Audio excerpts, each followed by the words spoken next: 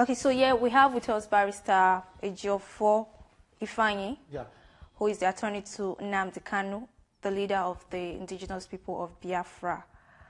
Thank you, Barrister, for joining us in the studio. Thank you, it's a pleasure. Welcome to Sahara Reporters. Thank you so much. The first question is, lots of Nigerians and the world at large would like to know from you where your client is, where it's Nnamdi Kanu. Thank you so much. You know, before Nana actually made it public, and also I like the entire word about the whereabouts of my client. The military invaded his premises on the 14th day of September 2017. And shortly before they gained access to his house, he called me on phone to inform me about the sporadic gunshots going on around his house then. So I have to also issue a statement to that effect. So thereafter, I ceased to have further communication with him. So until date, I've not heard from him. And I've also taken steps to file a formal application before the Federal High Court Abuja to compel the military to produce him in court. Because it's obvious they had the last contact with him on that 14th day of September 2017, and they were in the killed over 28 persons in his premises, shot about 48, wounded many, and they also took away some cops. So, and they made last contact with my client. So, and they, by virtue of which they are in a position to produce him in court. That's certain. Thank you. Is the claim that Nnamdi Kanu is missing an afterthought?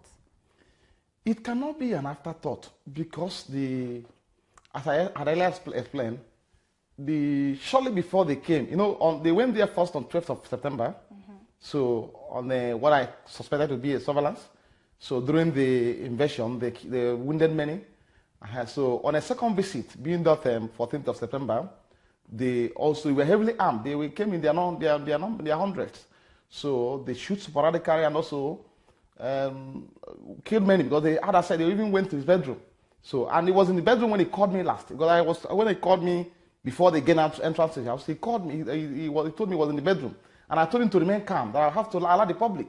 So I made some contacts and also called some human rights organization to inform about what was going on in my client's house. So, and afterwards, I didn't hear from him again. So the rest has told you now because they killed, for record available to us, which also I've already made available to you. They killed over 28 persons there, so and wounded many. You can from the photographs and also pictures, video footage I gave to you, you can see the bullet holes in his room. Okay, how they climbed the staircase, to his room in upstairs, and shoot at everything on site, including the dogs, the cars, scattered everything, shot everything with bullets. So tell me what actually they're shooting in the room, if not him. So it shouldn't be an afterthought because I know they are. I'm also firmly convinced that they have him, either dead or alive. Actually, and that was why I went to court. So whosoever that says is not in their custody or has gone to Mr. XYZ country, the person should come to the court and put it on oath because we are on oath in court. So application will file in court is on oath. So if you are disproving or challenging our claims, come to the court and state your position on oath too. So you're saying there's no truth in what Orji Zokali said about Nnamdi Kanu being in London? No, the fact is that Orji Zokali is a politician. I believe I also clear these issues. I believe he's looking at an avenue to calling favor from the government. So that's why he opened his mouth so wide and be talking what he's not sure of. So I asked him several questions. Were you there? You went there with the rampaging soldiers at the point they invaded his premises. He was all there. And a traveler will also tell you that it's not possible for somebody to travel to Malaysia, from Malaysia to United Kingdom. It's impossible. The military know they have him. So I believe his statement is false in the first place, and is targeted as causing mischief. But Orji Zokali did say that he spoke with members of... He never spoke with anybody. That is certain. He never had access to any of his relatives. He never discussed with anybody, either his brothers or sisters. Nobody spoke with him. I can authoritatively confirm that to you now. Barrister, if you do not know the whereabouts of your client, where then did you get the mandate to sue the federal government demanding that the tag on IPOB as terrorist is illegal? Yeah, okay, let me just clarify this because I have, before now, I've been the IPOB lawyer general counsel, apart from being Nnamdi Kanu's lawyer. So I've been the lawyer to IPOB. So I have the standing instruction at all times to defend them in all suits and also file action on their behalf in all suits. Thank you. Okay. How do you feel being legal counsel to the man who's been tagged a terrorist by the Nigerian state? Well, I actually, let me just say this. The point is that the military invasion of the Southeast is well planned. The activities there was well planned by the government and also in conspiracy with Northern Coalition Group and also elders. This is a high-powered Northern conspiracy. Before now, on the 24th day of August 2017, the Arewa Youth Coalition Group issued a statement. So that Nnamdi Kanu must be arrested, and also that IPOB should declare a terror group. So as part of the terms containing, as part of the time for withdrawal of their, with notice given to Igbos and Southerners living in northern states. So, and before that 24th of August 2017, I had only filed an application before the Federal High Court to vary some of these bad conditions given to Nnamdi Kanu, which we consider as offensive or in clear violation of his fundamental rights as provided under the Constitution. So, and they responded. They filed a counter to application before then and served on us. So only for us, so we're waiting for the day to come, being October 17th. So after that press conference of 24th day of August, we are in the Arewa Coalition Group, mandated the federal government on what to do, because I understand there's political undertone to activities of the military in the Southeast, clearly. And so on 25th, being Friday, they filed an application seeking for the revocation of the bail granted in Nnamdi Kanu. Are you getting the game? And now, before this bail application was filed, it was made public, it was given to the press to advertise for them, for the Arewa youth and their cohorts to see that they have started implementing the understanding they have together. So that, I wasn't taken aback. Then, a few days afterwards, the military deployed, the Chief of Army Staff deployed soldiers, acting on the directive from the president to Southeast, on operation they called Operation Python Dance. Now, the deployment of soldiers to Southeast to quell civil unrest or whatever you call it is not only unjustifiable, it's not called for in the first place. And because there's no violence in Southeast. Section 271 of the Constitution is clear on the circumstances under which soldiers can be deployed to contain certain activities, when it's a case of insurrection, external aggression, or terrorism. So, but I know, as long as I heard about this, I know there's something behind it, the more I can see. So I know that they're actually going there for something else. So I wasn't surprised when I heard about their first attempt at getting at my client on 12th of September 2017 being on Sunday. They went there in the evening, then also shoot some people, wounded many on that Sunday. So an operation which was scheduled originally to commence on the 15th day of September, on 12th it commenced it in my client's house.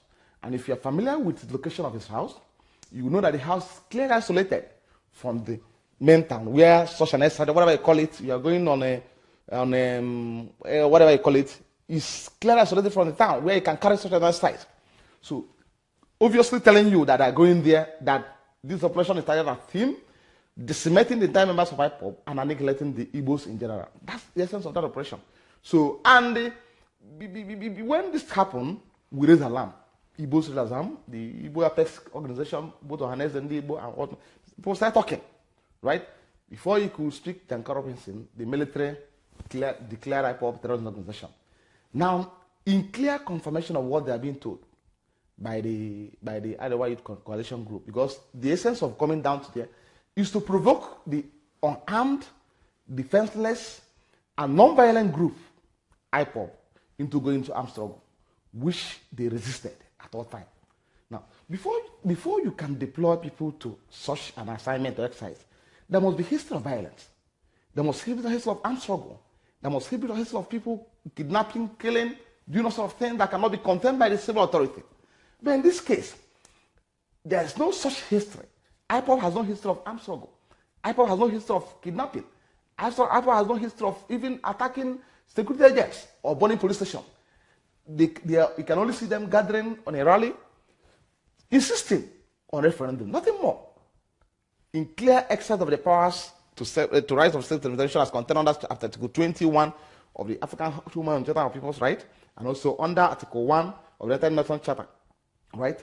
they have always been civil in the approach or in the exercise of this right. So they don't use gun, they don't use machete, they don't use any form of arm. So tell me reason why the federal government should deploy troops to Southeast to go and fight them. It's uncalled for and clear unconstitutional. Have you been under any threats during the course of being Nnamdi Kanu's lawyer? Well, I can't say. Apparently, I'm under threat. Of course, they are making some moves towards getting at me. So through illegal means, because so I know and understand. Before I raised an alarm about some people that are going to my office to make inquiries. So only this morning, someone came to my office. He didn't come up upstairs actually. He came in military uniform. He was asking after me. I don't have any client for any military man as my client at all. I don't maintain a brief. I don't have any military man as my client. So I know they are actually taking steps to see how to get at me. So I've already alerted the international community and also the world. But I know that they cannot get at me. That's very certain. Because God I worship is wrong. Thank you. The President, in his broadcast on October 1st, in honor of the nation's 57th anniversary, said that, and I quote, "At all events, proper dialogue and any desired constitutional changes should take place in a rational manner." Is this to say that Nnamdi Kanu was opposed to dialogue with the federal government? No issue. Before now, few weeks before the military were deployed to Southeast for this covert operation they called the Operation Python Dance, the Southeastern state governors engaged him on a dialogue, discussion, which he honored. And an understanding was about to be reached. So, in the course of the discussion, he called me. I had a meeting with him. And so, no problem, let us listen to them and see possible of resolving some of these issues.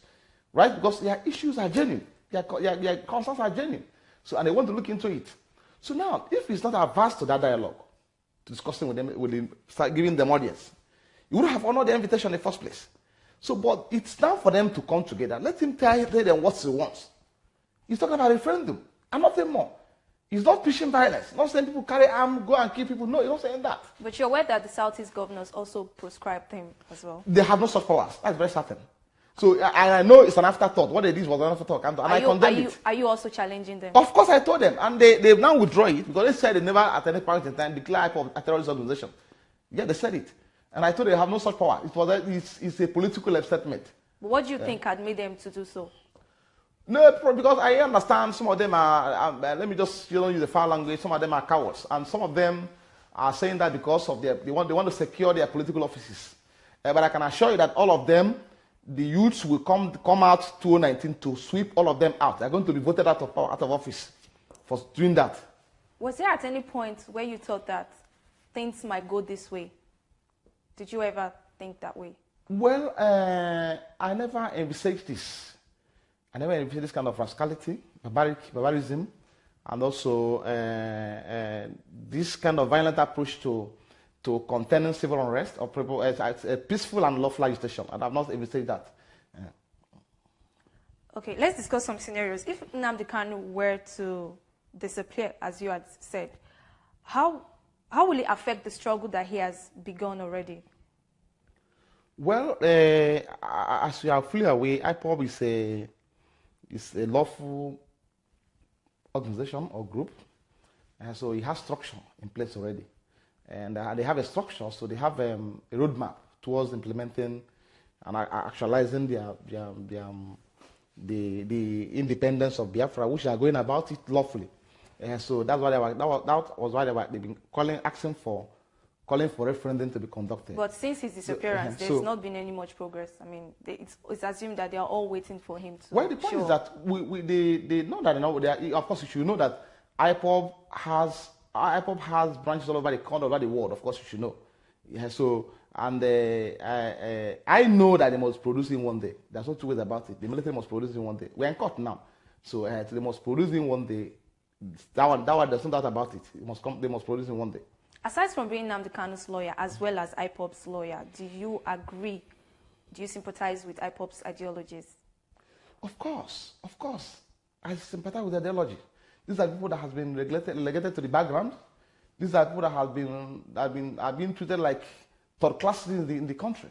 The Igbos have been marginalized in a manner that the whole world has seen it. They are being treated as if they are nothing, they are not relevant in the scheme of things. They've been, they are not recognized, so, and they cannot continue to keep quiet. So that's why they're raising awareness, that they're raising their voice.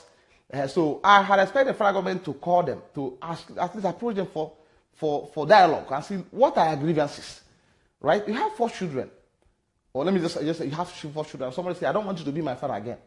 It's not an offense under the law. So you're saying that you agree to it's not offense. IPOB saying what that I would do as the father is to call him, come. What offense have I committed? What have I done to you? Right? And so you cannot listen to the person, know his grievances, know his concerns, and still have to address it. Right? And so I sympathize with them and the Igbos in general. Not only IPOB, because IPOB is the IPOB are Igbos. So Igbos are not neighboring states, of course. And so you also agree that Nigeria should break up. Well, the point is that we are talking about confederation and federalism, right? True federalism in the country. So if these issues look into, well, if there's a true federalism in the country being practiced as contained under the Constitution, then I don't think we should be having this kind of situation. I don't think it will be to a reasonable extent address some of the concerns they are raising, right? Because when the system is structured, we cannot talk about the second part of it.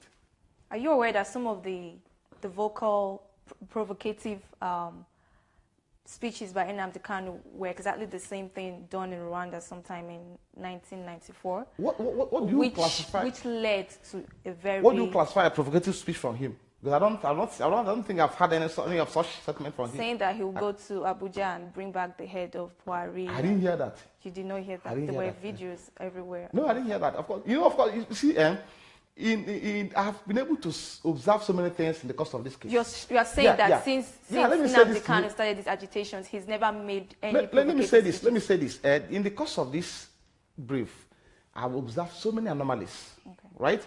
One, there's so much propaganda all over the places. People hijack internet, video chops, photo chops, bring pictures and all whatnot, just oppose, and we tell you that Nnamdi Kanu says this, or did that. Are you getting me? So I cannot confirm to you that I didn't hear him speak that. Even the ones on Biafra Times and on Radio Biafra? I said I didn't hear him speak that. I'm telling you now. I'm not. If I'm with him and I hear him speak that, I will say that I was him when he spoke that. Yes. And you don't think that there's some of the things that he's doing could lead to the kind of genocide that happened in Rwanda? Man, you see, let me say this to you. What you should be concerned about is modus operandi, right? And the message the person is preaching. Fantastic, right? So it's the message that give rise to whatever you're talking about, what I'm talking about genocide or whatnot. But simple message now is kind of saying, one, he told them there will be no election in Anambra State. Now, by saying that there will be no election in Anambra State, he's telling his faithfuls not to participate in election, which is a civil disobedience recognized under the law. Right? Don't go and vote. Not that you should go and disrupt. Are you getting me? So, which is a right accepted under the law. He's not preaching violence, not asking them go and take up arms against the state. Go and fight the police, go and fight the military. No. But he said he can only kill this country with truth. He said it. I can remember that one. He said, can only kill this country with nothing but truth. We're not going to use arms. We're not going to use machete. We're not going to use any weapon of any kind. But his weapon is truth and nothing more. That's the message what I understood from his message and nothing more. If Nnamdi Kanu were to reappear or resurface somewhere else in the future, would this not affect your credibility as a lawyer? How can you affect my credibility as a lawyer? It would mean that you have been lying the whole time. How am I lying? I told you that my client's house was invaded on the 1st of September by the military. And I have not seen him. Are you getting me? So until when I see him, I don't know whether he's alive or dead. That's what I'm saying. How can you affect my credibility? During the I'm speaking with you now. Maybe if I... Okay, go on. No, I'm listening to you speak. Talk. Okay, just let me just digress. Go on. We're interviewing you, so express yourself. So what I'm saying now, we're having an interview now. Maybe afterwards, something happened, but God forbid, I didn't hear from you again. I will say I didn't say I've not been able to speak to Chinua again. I don't know what anything that must happen to her, right? So with us, if eventually I heard about you surfacing in the next 1 or 2 months, will that affect my credibility? Yeah? Okay. During the whole course of the military invasion on his residence, there was a video that went viral, and that video was about supposed IPOB members reportedly, searching buses that were, on the highways in the southeast, looking for Hausa people to kill. Now, is this not a cause for worry? How did a fight between Nnamdi Kanu and the federal government and IPOB become an ethnic war? Okay, let me ask you this question. Who told you that those people you are talking about were searching for Hausa to kill? I saw the video. I saw the video. No, I'm talking about Barrister, video. You listen and talk. You hear them talking? Yes, I did. Even though they were speaking Igbo, you could hear. Okay, I didn't hear that one. You did not watch the video. You didn't see it. I didn't see it. Why do I think you're lying? No, I'm a lawyer, of course. I'm a lawyer. I have to be careful about what I say, of course. Of course you have to. Yeah. So I don't have to. I have to be certain about what I tell you as a lawyer. Are you getting me? I didn't hear that one. So you feel that this fight between IPOB and the federal government did not escalate to something between Igbo and Hausa? Are you not aware that IPOB at one time or the other issued a statement asking the Northerners living in the South East to remain calm, that are not after them? Didn't you hear that statement? Didn't you see it? I'll make it available to you. They should, in the heat of this issue, they issued a statement asking Northerners living in the Southeast in the Southeastern region to remain calm. They're not after them. They're not after violence. They're not going into violence. Okay. Yes? Didn't you see the statement? I'll make it available to you. I have it. Okay. Barrister, there was this Turkish diplomat who IPOB did say was in support of the agitations. And later on, Turkey government came out to say that they don't know of any Turkish diplomats and they are not in support of any secession away from Nigeria. This speaks a lot about Nnamdi Kanu. This speaks a lot about IPOB. And this means that so far they've been dishonest. How do you react to that? I didn't get the question clearly. Come again. There was a certain Turkish diplomat that IPOB kept saying he was a Turkish diplomat. We're not sure, we're not certain. But the Turkish government released a statement that went viral as well, saying that they are not aware of that man that IPOB claims to be a Turkish diplomat working in support of. Did you verify that report? Did you investigate that report? Who told you that that man is not a Turkish diplomat? Why would the Turkish government come out to release? No, but you investigate it. I'm just asking. Why would the government go against itself? What? I said you have to investigate whatever you're hearing from some of this for the report online. So, but I don't know about this. I know that at one time or the other, I saw a Turkish diplomat who paid a visit to my client. I saw it on tele and online. Yes, and the Turkish government said they don't know about that man. And they are not, the government itself is not in support of any secession away from Nigeria. Yes. No, what you are going to do to ascertain the veracity of their claim is to investigate the person who visited my client to know whether it's a Turkish diplomat. So this is a case of the Turkish government lying? Yeah, of course. You have to investigate the person to know whether it's really a Turkish diplomat. What will happen to the next court case if Nnamdi Kanu does not show up in court? Well, I'm hopeful that military will produce him before that 17th October. I'm very hopeful, very certain. You're certain? Yeah, I'm very certain. Because we'll file action against them in court, which anyone from now, the court will give a date for hearing. So, and they know that if they didn't produce him in court, nothing much will happen in court. How about his parents? Are they missing as well? No, I don't think so. So I'm sure of my client. I don't know about the parents. But I know that they will produce him before that 17th. You're not in touch with his parents? I do discuss with his brothers, siblings. Yeah, I'm in touch with them. They're not missing? I don't think they're missing. Okay. Till this day, up until now, the military claims that they did not kill anybody at the Nnamdi Kanu residence. Can you tell us the true state of things? I've severally told people to start disregarding or discountenancing what military is telling them, because they've been speaking from both sides of the mouth. You were here when the military declared IPOB a terrorist organization, came back and made a vote face that IPOB is no longer, they didn't say such thing. They said they didn't say such thing. And it was clearly contained in the statement they issued. And they said they didn't say such thing. That is one thing you should observe about them. So they, at one time, when the military issued a statement, shortly after the invasion of my client's place, that they went there and discovered bombs and discovered some, you didn't read it, they discovered some bombs or whatever they call it. Are you getting me? So when we raise alarm about the whereabouts of my client, they now started denying they didn't enter there. And when the British government requested the federal government to update them on the whereabouts of their citizen. Right? So they be speaking from both sides of the mouth at all times. So I urge you to verify whatever reports you're getting from them and possibly disbelieve them. Has the federal government... Because what took place in my client's place on the 14th day of September 2017 is a clear case of state-sponsored terrorism and genocide. That's what took place there. And we have the video clips. It's unimpeccable and clear. You see the gunshot. You see when they were approaching. You see the gunshot. You see some cops they left behind at the point they were leaving. You see, even you can even in the video I sent you. If you video going viral, you also see them shooting. How can they deny it with their APC armored personnel carrier and their guns? They're not telling the Nigerian military is not telling they didn't go there. Has the federal Are you to believe them? Well, it's not in my place to disbelieve them.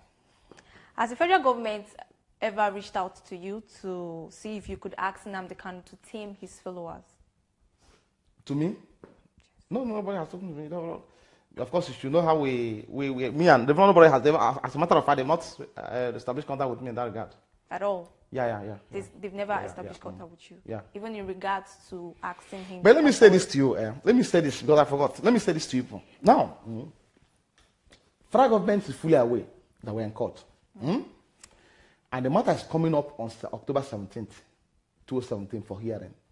And then Nnamdi Kanu is has been enjoying his bail condition before then. Right? Now, there's no law that says that in the course of enjoying that bail granted him by the court, and he committed an offense, that will not be arrested. There's no law that says he cannot be arrested. Are you getting me? If they thought that Nnamdi Kanu has committed an offense, what they would have simply done is to investigate him, either by the police, DSS, or even police or DSS, because army has no place in investigating a civilian. Right? Then, if I had invited him come, we're investigating a case of this or that. Right? Then he refused to come, you cannot go after him. Let me just clear this. Nnamdi Kanu has not been a time he was invited by the police, or DSS, or civil defense, or whatever you can call it, or any security agency investigating him. Nobody investigated him. So, if the intention was to arrest him, right, they wouldn't have gone to his house to do that. They wouldn't have gone to his house to kill people. They would have gone to his house to shoot people. They would have gone to his house to destroy things there. They were waiting for him to come to court on 7th of October. Are you getting me? They were waited. But to show that the intention was to kill him. The intention was to kill him, that's all. And that was why they shoot sporadically, so even inside the room. You can see the bullet holes in the wall, his bedroom walls, and also the entire building. Who were they shooting? And he was in the room when this thing happened. He was there. So they were waiting for him to come to court on October 17th. And he has been announcing to the public, people. He has announced to the public, well-wishers and friends, please join me. I'm going to court on October 17th on solidarity. In fact, at one time he told on one occasion he told people that he's going to call Abuja Federal High Court on October 17th with about 1.9 million people coming with him. 2 million people. Thank you for that much. 2 million people. Yes, it was in that. So he won because the federal government has no winnable case against him in court. And this is a person that arrested since he was arrested on October 14, 2015, right? Up to date, they've not opened their case. Anytime the matter is coming up in court, they will introduce one thing or another. Either they will introduce an amendment to the charge by bringing the parties or elaborating the charge. In fact, the last one that happened was that they from 6-count charge preferred against him and 3 other persons, they now enlarged it to 11-count charge. At that point, I said, no. Let us challenge this charge. I filed an application challenging the competence of the charge. But do you feel that he... Are you getting me? So, I'm just telling you the tricks. They don't want to do the case. What they want is just to keep it behind bars. Because if they want to do the case, they will open their case. So when they enlarged the charge from 5 count charge to 11 count charge, we filed an application challenging the competence of the charge. And the court struck 6 out of 11. Remaining 5. Even the offense of treasonable felony, the court make a specific remark. The court told the federal government lawyer that, look, before me, that the proof of evidence attached to this charge cannot even establish this charge. Cannot. But since he said he had a video clip, you are going to bring. Go and bring, let me see. Now, this video clip has not been made available to us in line with the standard rules of the court. Because if you are finding a proof of evidence in support of the charge, you must give the defendants copies of what they find in court, including video clips. You are relying upon to enable us to prepare for his defense. So they know they have no winnable case against him. Are you getting me? So that was why they said, okay, the best thing for us to do is to just carry out this our understanding with our people. Let us go down, take the war down to that place. Because that's what they were saying. They said they're going to take the war down to Nnamdi Kanu's house. And that was what they did. So up till now, my sister can't find my client. I don't know where he is. That's the truth. Do you feel they are in a position to go and tell him to go and produce him? And let me use this opportunity to beg the military. Simple. If they have killed him, let them be magnanimous enough to hand over the corpse to the family for a befitting burial. Nnamdi Kanu is a prince. But God forbid. He's the prince. He's the heir apparent to the throne of Alpha the Kingdom. Are you getting me? So he's a prince. So if they have killed him, let them hand over the corpse to the family for befitting burial. That's what I'm asking for. We're not asking for much. Or if not killed him, let them produce him in court. We're not afraid of court. Thank God they've gone back to court. We're in court. Even the prosecution of order they obtained from Federal High Court, we are far going to vacate it. As I speak to you, it's coming up on 23rd of October for hearing. Let them come back to court. We'll be winning them in court. I wanted to know from you, do you feel that the court order to revoke his bail conditions were in order? There's no court order to revoke his bail condition. They filed an application for revocation of his bail condition. On the ground, they say that they are alleging that he has flouted some of these bail terms, right? Now, we filed a counter to that application. The application was filed on 25th of day of August 2017. We filed a counter to that application. It hasn't been heard. It's only been heard. The matter is coming up on 17th. Traditionally, the only pending application will be heard on that day, 17th October, including the one we filed and also the one they filed, right? So the application has not been granted. And besides, military is not an enforcement arm of the court. No order has been given for them to arrest Nnamdi Kanu in the manner that they did. Or to invade his house in the manner they did. The court never instructed them to do that. And military by Section 215 of the Constitution has no capacity, has no powers to delve into civil unrest, civil duties. It's clear written there. So there's no order revoking his bail. That order has not been made. And you don't think that he ever flouted those? I said he hasn't flouted. What I'm telling them is that because what the federal government is trying to do what their interest is, actually, is to ensure that it's kept behind bars in perpetuity. I've said this to the public, I've said it in several forums. They are not after the case. Are you getting me? What they want is just how to keep him behind the bars. Because they have no winnable case in court. Even the application they filed seeking for the revocation of his bail cannot stand, cannot even sit, cannot fly. Before they were filed an application to vacate some of these bail conditions. What Nnamdi Kanu is facing because the 3-count charge of treasonable felony, right? Importation of goods, right? And what they call it, and making defamatory statement, right? So these are 3-count charges he's facing in court. What I've been telling the federal government, through the prosecution, bring their witnesses to court. That's the business of the court. The business of the court is not about his bail condition or bail terms. No. The business of the court is come and open your case. In fact, as a matter of fact, on the 25th day of April, the court made it clear to everybody. In fact, the court made it as an order of the court. That look, let me tell you, let me warn you, Labaran, Ejiofor, let me warn you people. I am not ready to entertain any interlocutory application on this case again. That's what the court said. Let me say to everybody, I'm making it an order now. I'm not ready to entertain any interlocutory application again. Bring your witnesses in court on 11th and 12th of July. You told the prosecution. We agreed. We left. 2 weeks before the matter was supposed to be coming up for hearing, they filed an application for amendment of the charge. Wherein they brought in Chidebere Onwudiwe, Bright Shimeze, as fifth defendant in the case. Now, the implication of what they did is that the trial will no longer go on. Because the parties, all the defendants are going to take a fresh plea to the charge. And when that is done, apparently the lawyers appearing for them now, we apply for either for the bail or for the bail granted to my client to be subsisting. Right? I will apply for the bail granted to my client to be subsisting. While others will apply make for a fresh bail application on behalf of their clients. Now, the irony of this is that Bright Shimeze was arrested on October 14th, 2016 by SSS in Port Harcourt. You know, you're not Port Harcourt, right? Now, he has been in detention even when the charge was amended for them to include Chidebere Onwudiwe, the second defendant now. He was in detention. They detained him for such longer period of time before I filed an application before the Federal High Court to you for the enforcement of his fundamental rights. Are you with me? So the court, the process filing the suit was served on them. Then they didn't enter appearance whatsoever. They didn't enter appearance in the suit. The court had my application on the merit, granted relief sought from the court, and also awarded damages of 5 million naira against the SSS. That order was served on them, expecting them to pay us the money because we need money in this case. So to pay all the 5 million naira. Federal government has money now. So they didn't, instead of them complying with court order, we say release this guy.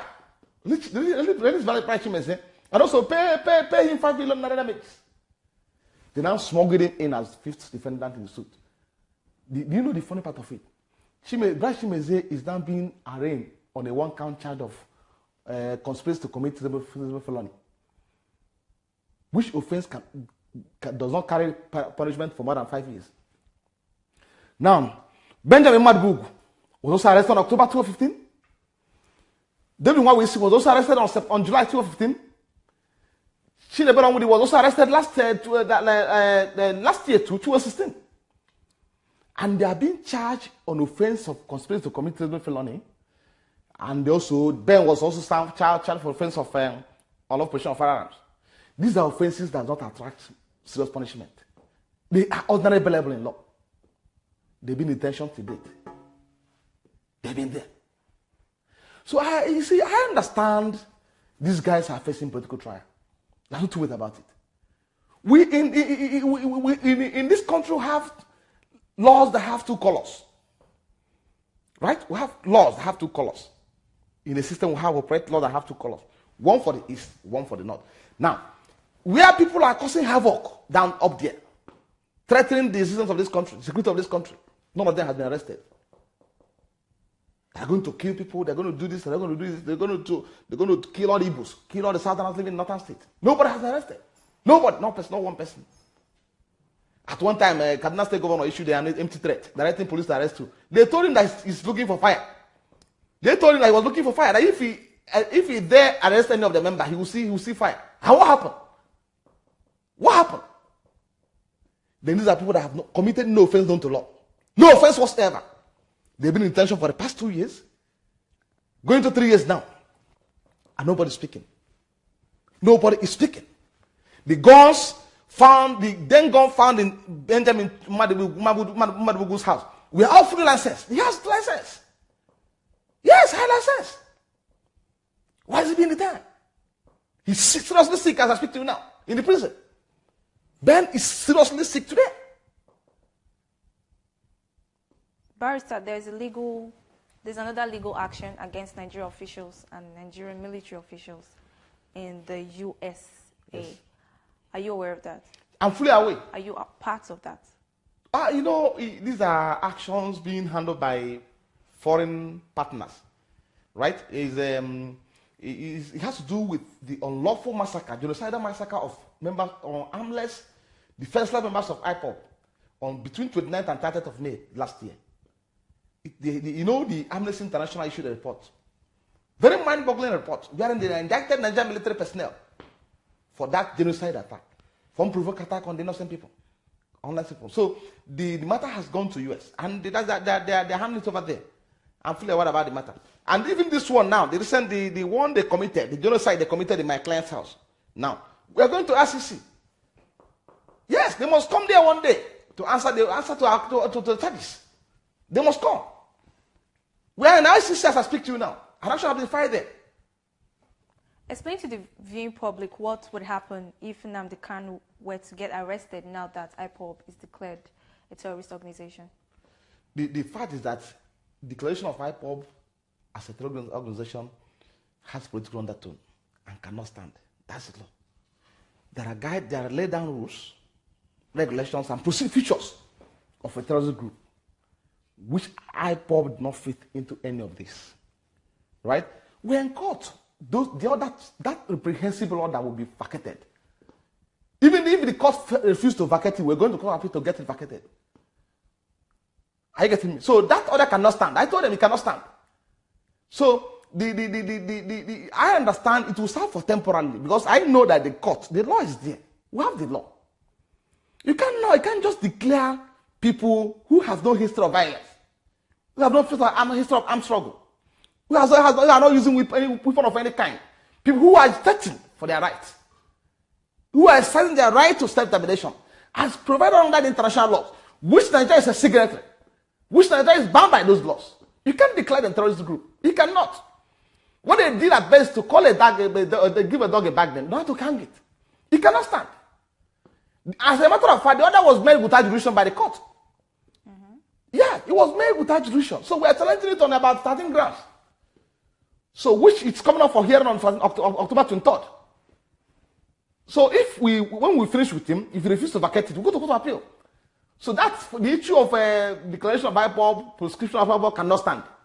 It's just for temporarily. Okay, let me say this to you. Let me explain this scenario. The military first declared IPOB a terrorist organization, right?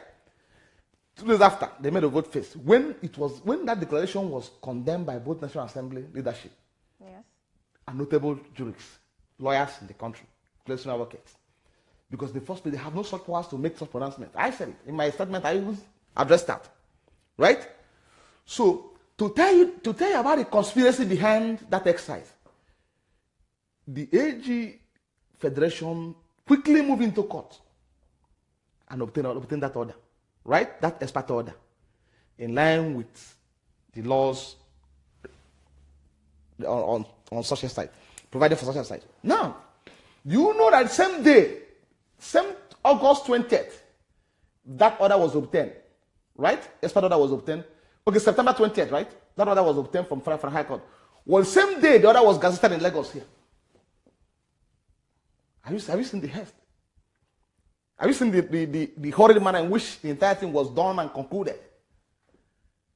So the intention is just, please, because they actually thought the IPOB will revolt. They thought they would provoke them into using arms. And when that fell, they now start exploiting other avenues towards blackmailing them. Because I call what they're doing as blackmail. It cannot hold water. It's blackmailing. Right? So when that fell, because the intention was to provoke these people, let us see if they can use arms, they have weapons, they have guns. And when that fell, they then discovered that these people have no gun. If you're talking about a terrorist group, before you can classify the group as a terrorist group, there must be incidents of violent crime, armed struggle, using arms, killing people, running away, burning police station, attacking security formations, attacking security agents, killing them. There are features. So in that case, the military will not be called in to aid police in containing the excesses. But in this case, there was no such case as affect IPOB. There's no such case in the first place. There was no such case. Nobody has complained to the military or to the police. In fact, as a matter of fact, police has not even complained. Police will tell you that this problem has become unbearable. We have Fulani herdsmen who are moving every day, moving the streets of, even Abuja there where we are. They are moving there with AK-47. Every day, killing people killing people at way without being checkmated. You heard about Agatu incident. and the Odi in Enugu State. All over the place they've been killing. People who has history of using arms to kill innocent people and innocent responsible people have not been arrested, have not been tagged as terrorist group. So you're saying that this is a clear case of ethnic cleansing? Yes! A clear case of ethnic, state-sponsored genocide. Not even the thing about being a state-sponsored genocide and terrorism. Sponsored by the state. Yes. They sponsored it. To decimate the entire Igbos and kill them and annihilate all of them. And as I they've killed many of them. As I today, they're subjecting our people to all forms of torture. Manner of torture. And you know, before the invasion of the Southeast, you have military checkpoints in the Southeast. You have the SARS. You have the police working. In fact, as a matter of fact, before now, I don't used to go to my house. I don't usually travel and stay at home for long. But for the past 3 years, I'll go to the house, travel and stay because I saw the crime has been the crime rate has reduced drastically. So that will show you that the exercise Python dance is for a purpose. It's for a purpose which is still standing in all ramifications of it. What is next for IPOB in the events that have led to the disappearance of its leader? No, what they are saying, and it must be done because international community has already killed him. If Nigeria is not, if this matter is not handled properly, it may eventually lead to Nigeria being sanctioned. Because as I speak to you now, last week Friday, the British government formally wrote to the Nigerian government, asking them the whereabouts of their citizen. That letter must be responded. I get to me. That letter must be responded. So they must produce Nnamdi Kanu wherever they kept him. No two ways about it. Because other international community are also keen up. They know that what is happening in the South has political undertone. Are you getting me? They have political undertone. It's an understanding by a certain section of the people to deal with these people. Let's deal with them. Finally, what are your last words? My last word is I'm begging the federal government to produce my client, Nnamdi Kanu. If they have killed him, let them be kind enough to oblige us, the family, the corpse, for the fitting burial. Right? They will not sort other things out in court. Yeah, that's my prayer, my prayers in the circumstance. I can't go beyond this. Because I don't know the position of my client today. At least if I can see my client now, if he's alive, if I have access to him now, I can now, okay, now, federal government, do this or do that. But now, I'm talking about my client's state of whereabouts. I don't know where he is. Do you feel frustrated? I can't be frustrated. Now who will frustrate me? I can't be frustrated. I will get to the root of it. And it will happen in court. Nobody will frustrate me. And nobody will kill me. Tell them. They cannot kill me because they didn't create me. They never created me. It's God that created me. So they won't kill me. So the point is that they must produce my client whether they want it or not. If he's dead, they should give it. They will bring the corpse. Let the family go and bury him. He's alive. Let them let them produce me in court. So we are in a constitutional democracy where rule of law is supreme. We are not under a military regime. They should know that. Tell them. Yeah, you should tell them. Let them know. Thank you very much, Barrister. Thank you so much.